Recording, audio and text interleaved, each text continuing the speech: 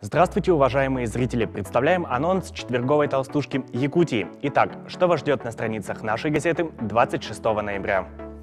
У негосударственного пенсионного фонда РЛ Центробанк отозвал лицензию. Как быть 30 тысячам якутянам, которые доверили накопительную часть своей пенсии этому фонду? Сохранятся ли их средства?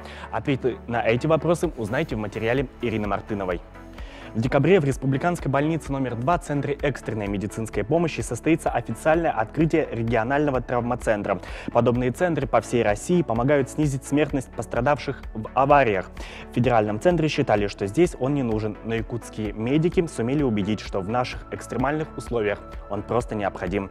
Журналисты Якутия Мария Павлова и Александр Назаров побывали в РБ номер 2 накануне официального открытия.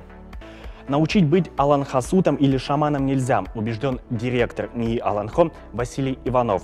Это природное явление, ими можно только родиться. Об этом ученый рассказал в своем интервью Марине Колбасиной. Помимо этого, в толстушке будет много интересных материалов на самые разные темы, от политических до житейских. Все о главном, главное обо всем. Читайте газету «Якутия».